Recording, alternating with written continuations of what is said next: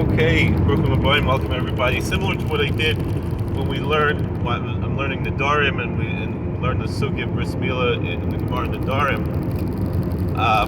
Every day I learn Mishnayos. I try to do 3 Barakim of Mishnayos every day, so I finish Shas Mishnayos twice a year. You can do it too. It doesn't take that long, especially we have these apps on the phones.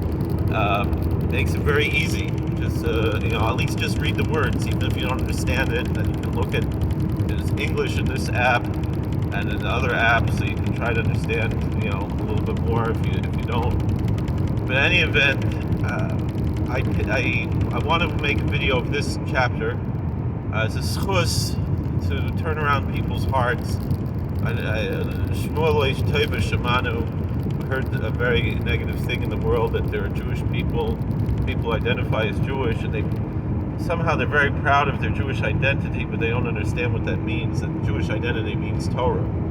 It means God. It means God's word, and it means following God's word, at least trying. And the most basic positive mitzvah is you give your son a bris milah, and that people are saying, we'll leave it up to them to decide later, which is crazy, because it's much easier. 8-day-old boy. It's much easier, and then you have these. You do it as an adult, it can be like 50 stitches. It's abusive to not give it, to say to wait till you're older.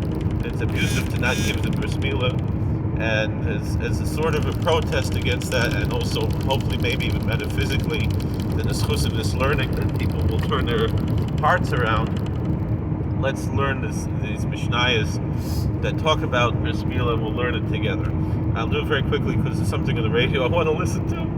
But I sometimes it's better to do things quickly. The Biala Rebbe once told me, from Biala Rebbe from America, he said, if you can't daven quickly, you can't daven slowly. Efshir d'zel b'zachman, learn it over.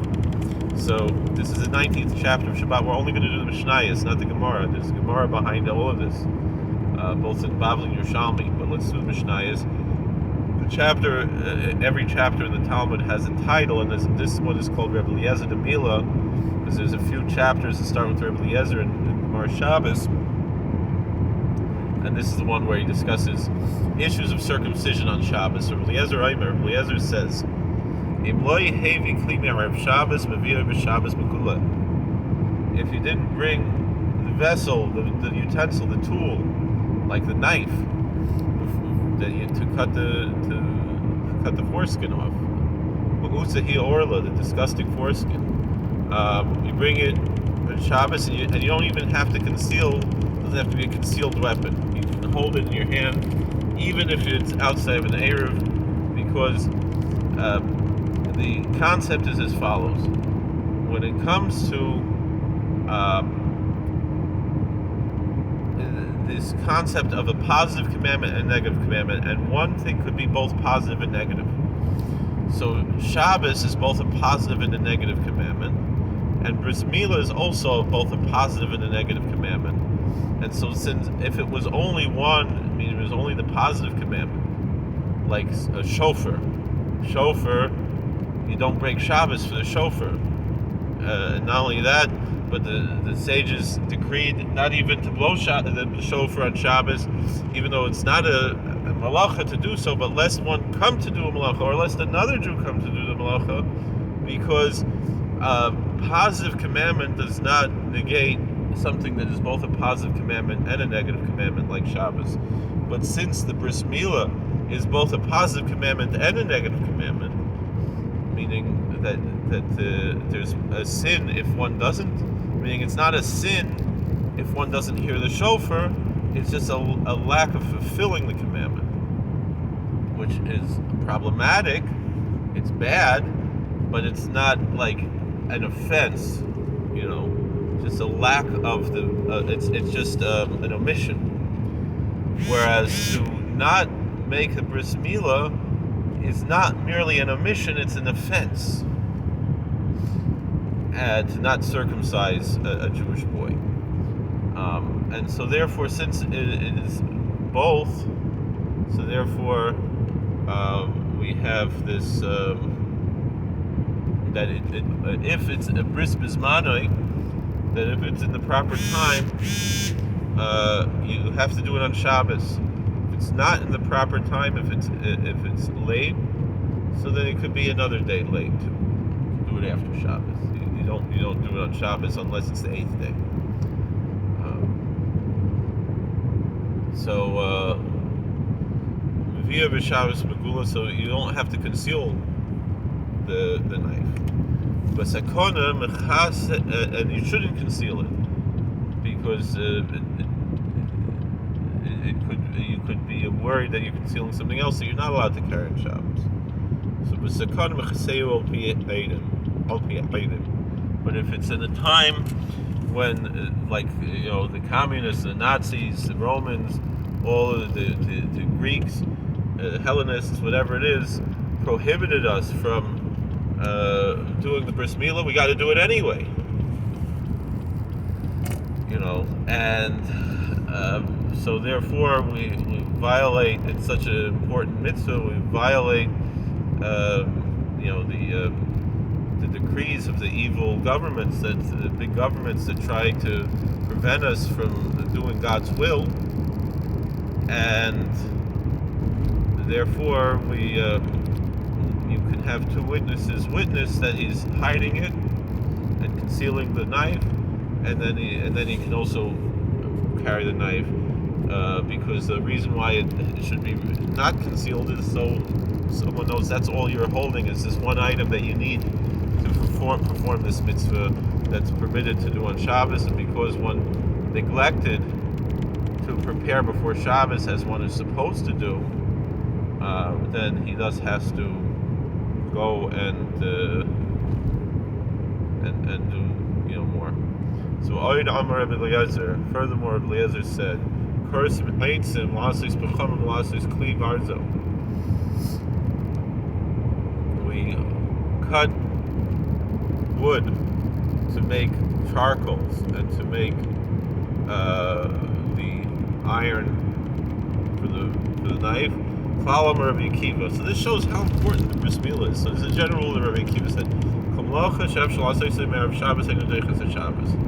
any malacha that's possible. So he seems to disagree. He said it's possible to perform the malacha before Shabbos. It doesn't push away the Shabbos. If Shabbos is a Shabbos. If it's impossible to do it before Shabbos, then you do it on Shabbos. We're going to pause here. Even while I was listening to the radio, I was also learning. Just I wanted to, I can't record while I'm listening to the radio, but I apologize. Next Mishnah, Oisin kol tzarchi milah b'Shabbos. I don't know. I always have to justify edits. Most people don't notice edits. So one does all of the requirements, the needs for the circumcision on Shabbos. Moihalin, you circumcise if in. Also, you remove the secondary. There's a secondary membrane. It's like really that of the foreskin that's has to be removed. Usually, you use the fingernails for that. Oitzitsin, and then you also have to make some kind of a suction to cause the blood to flow properly. Different discussions of how exactly that's done, whether traditional way or other ways. We don't need to discuss right now. Niceness, lehes blanis v'chamain, and also you apply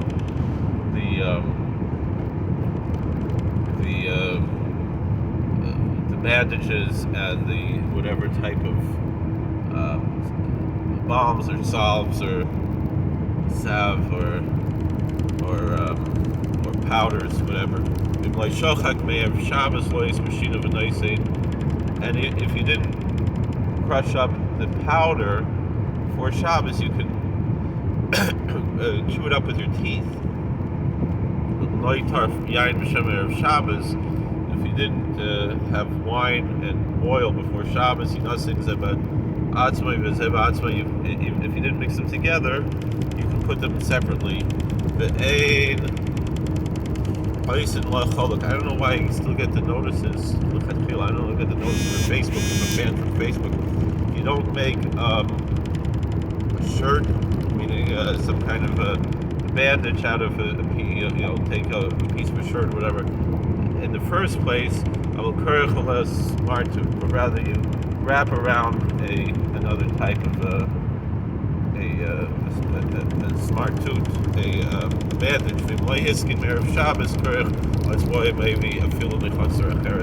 And if you didn't bring the bandage before Shabbos, the bandage is of course so important. So you can wear it before on Shabbos on your finger. You bathe the child both before and after the circumcision. What is mezalfen? Sprinkle him with the hand, but not with a vessel. All right. Well, let's just read the words. Also, on the third day after the Milah, you also wash the baby. Even on Shabbos, in Genesis 34, verse 25, it says the third day after the people of Shechem were circumcised, they were in pain, and so the third day after the Milah is the most painful. Suffix androgynous ein mechal and all of it is Shabbos. As far as someone who intersex people, natural intersex, not this nonsense now that people have a mental illness and say that they're something they're not, but people who are biologically intersex. What they used to call the hermaphrodite, you don't violate Shabbos, and also someone who's doubtful, usually they would call tumtum, that you don't know if they're male or female. I mean, it could be, there's wherever. Don't have to get into the biology now, but Rabbi Yehuda Matib Betroiganus, Rabbi Yehuda says no, you are allowed to circumcise a hermaphrodite, an intersex person, on Shabbos if it's the 8th day, and you don't have to wait till the next day. All right, thank you for watching. Let's please like, share, subscribe, comment. We'll see you later.